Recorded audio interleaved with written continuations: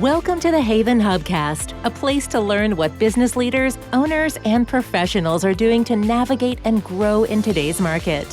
Hear from industry experts on everything from marketing, leadership, financing, and more.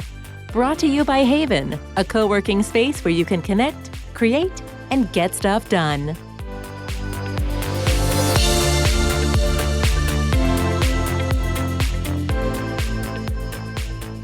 Hello and welcome to another episode of the Haven Hubcast. I'm your host, Nancy Sheed, and I am thrilled to be here with our special guest, Sarah Spear. She is the founder of Empowered Together, which is a virtual hub for parents of children with special needs, helping them receive the support they deserve. Sarah, welcome to the program. Thank you for having me. Hi, Nancy. I am really excited to dive into hearing more about how you founded and started Empowered Together. But before that, you have a history of being a starter and an activator and a founder. It looks like in the tech world, in the tech and the pharma and healthcare world, you have an entrepreneurial background. Can you walk us through sort of the journey to get to Empowered Together before we launch into that? Sure. It all started actually with some volunteering in the Himalayas. And I was over there in India. I love the outdoors. I love hiking. That's what I most like to do in my free time with my family. So I was on a fellowship, a Clinton fellowship in India, and I met up at the end of that fellowship with some folks starting PharmaSecure, which is a health tech company that I led through the Series A round of funding. So that's what I started doing after my Clinton fellowship. And the business model did involve pharmaceutical companies who wanted to protect their brands. So PharmaSecure provides pharmaceutical companies, manufacturers, with a coding system to safeguard their brands. But the cool social benefit is that people buying those pharmaceutical products can assure that the product they get is real and not counterfeit. So we also had that social benefit baked into the business model.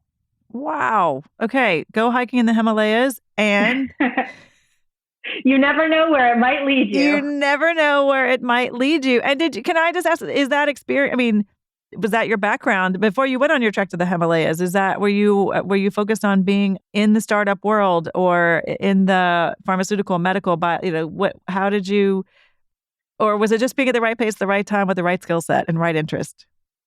I think it was a little bit of all of that. I do have an undergrad degree in chemistry. So Way back when I interned with a pharmaceutical company, but I had left that track. I went to business school, and I would say probably business school was the experience that most prepared me to start PharmaSecure. Nice. Fantastic. Well, congratulations. And then how did that lead to where you are now? Amazing experience. Did it kept you in the market of wanting to go do more startups and stay in that space?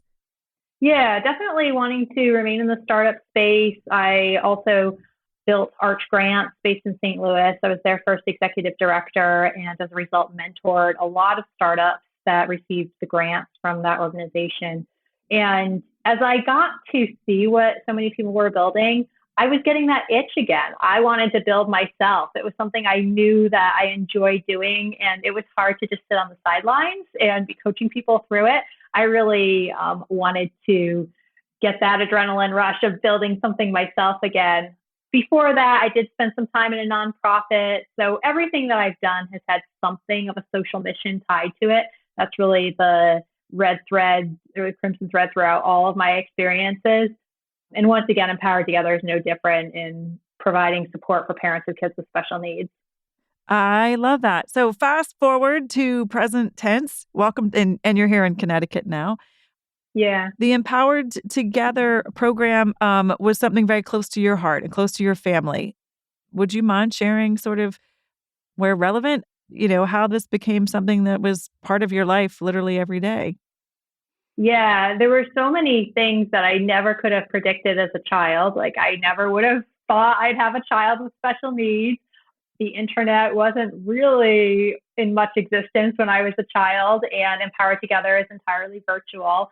So this is something that's come about because parents benefit from having support. And actually, research demonstrates that their kids with special needs have superior outcomes when the parents are receiving services at the same time.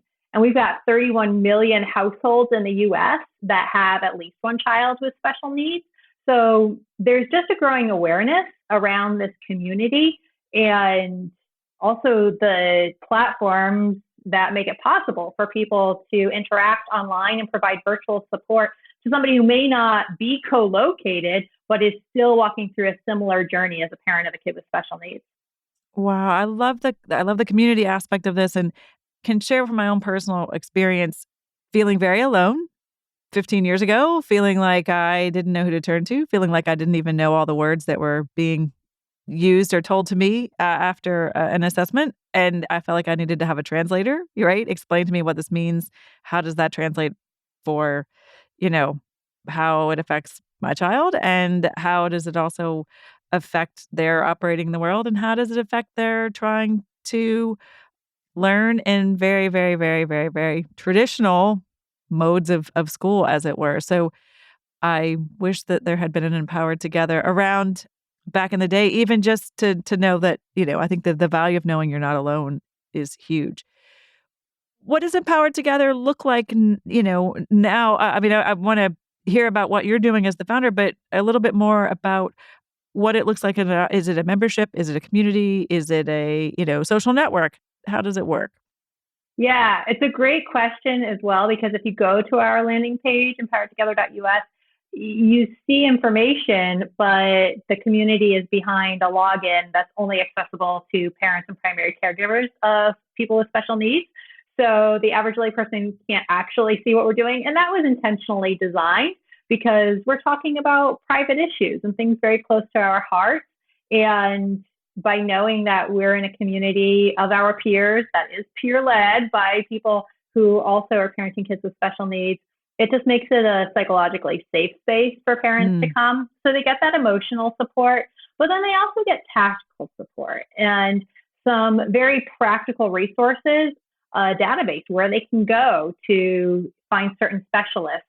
Our basic membership is free for parents to join, and we have an enhanced community membership where parents get to tap into guest speakers. And that's how we ensure that we're scaffolding all of our learning with expertise from the field, where these experts are coming to speak about speech and language pathology, special ed law, topics that are of real interest to parents. Like you were saying, parents are trying to navigate these systems that they've never had to navigate in their entire lives. They're Right. not professionals, and yet they want to be equipped to be the best parents they can be. I love that model of the safe space, as well, that it's community, but it's in a safe space, and you're around people who get it and are either with you on the journey, ahead of you on the journey, or you can help those just starting on this sort of new path, a new journey. In addition to building community, I'm assuming, Sarah, you brought your entrepreneurial spirit to this project. What does that look like in terms of building this as a business, or in terms of how do you measure success? Yeah, this is where my chemistry background maybe comes into play a tiny bit, and that the scientific method is something close to my heart. So how I measure progress is very data driven. Looking at, right now, I'm on monthly iterations of developing a hypothesis for the month, setting up an experiment to test that hypothesis, running the experiment for the month and tracking data along that. And then at the end, figuring out, did the experiment prove or disprove my hypothesis? Okay, how do I need to either alter that hypothesis or perhaps set up a new experiment to test it in a different way? And that's a method that can be used in any kind of a startup. So I've been looking particularly at how to welcome members into the community with direct outreach to parents. I'm also going to centers that provide support to those with special needs. And so those are the sorts of testing and experimentation that I'm doing right now. And so that's really fun. The other thing that's great that has just exploded since I started PharmaSecure years ago are all of the no-code tools. So I use Airtable for my database, for example, where I can keep track of all my outreach and my community members. And no code in layman's terms means that you don't have to have coding development skills in order to build the database. It's all there and you can build it without those skills. So for me, who I'm not a coder, that's huge. And I can access it for free, which I love as well. The other thing that's really cool, a great trend from years ago, a shift, has been the community of female founders. And I particularly found that at Haven, I'm part of their launch incubator for female founders in particular. And just having that community of other females that are in this space has been a huge, huge blessing. I love that. And I'd never thought of using Airtable as a database. I always thought of it more from project management. So there's my micro takeaway amongst all the beautiful ones. Thank you for that nugget. Of course. Quick question about the scientific method. How do you, this is me being curious, how do you decide what your hypothesis you're testing is of that month? Have you mapped that out well in advance? Or, is there a big picture? You mentioned sort of 30 days. Is there a big picture of, I'm going to measure this in January, I'm going to measure this in February? Or is it kind of an evolving, more organic in terms of where you are in your business? I'm curious.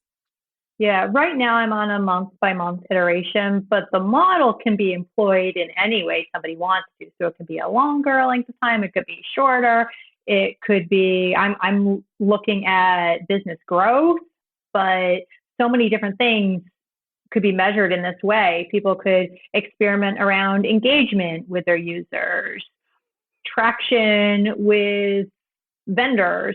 There are just so many different places it could be applied.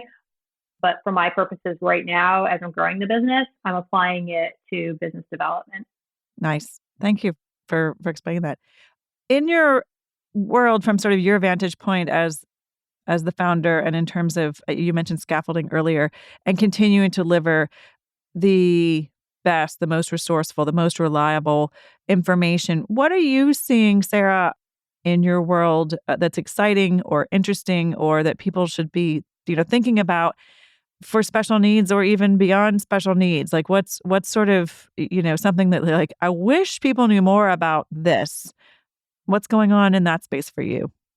In our world today, we're having so many conversations around diversity, equity, and inclusion. And those conversations are beginning to invite folks with differing abilities to the table and with disabilities. And that's something that I'm excited to see. I think we still have a long way to go, but the conversations are starting. I see it even as I look at social media and all of the posts around neurodiversity. So no matter what industry somebody's in, if they don't know what neurodiversity is, that's something to Google, to look up, to read more about, and also to understand the perspectives of neurodivergent individuals, meaning that they live with a different way of thinking than our neurotypical individuals in our world.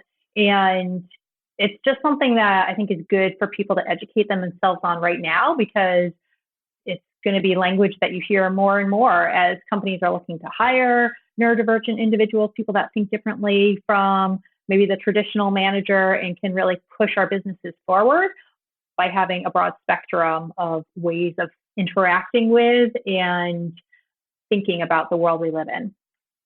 Wow. I was about to say, would you please give us the definition of neurodivergent or neurodiversity? But I think you did a great job there. I appreciate that. And are you empowering your parents and your community to be having these conversations and sort of, I hate to say, sort of train the trainers, but giving them the tools to have these conversations in their schools, communities, workplaces? Is that part of how this is playing out and what you're doing at Powered Together? Yeah. If you follow us on social media, we're active on Instagram, Facebook, and LinkedIn. You'll see our posts around what I wish parents knew. And Fantastic. That's a fun question that I ask any professional I get to have a discovery conversation with. What do you wish parents knew? And the one that we posted most recently was from the head of a special education school. She said, I wish parents knew their kids aren't broken and aren't in need of fixing, because parents bring their kids to this school expecting that the school will fix their kids, but they don't need fixing because they weren't broken to begin with. They're just wired differently. And so those kinds of thought-provoking perspectives from experts in the field are what I really appreciate sharing. Another one that we posted recently was from a clinical psychologist who works with children and families. And he encouraged parents to take a look at how their families of origin handled conflict and how the parents responded to that, because how they responded to that when they were kids is probably informing how they're responding to conflict in their home now as parents. And that obviously impacts their children.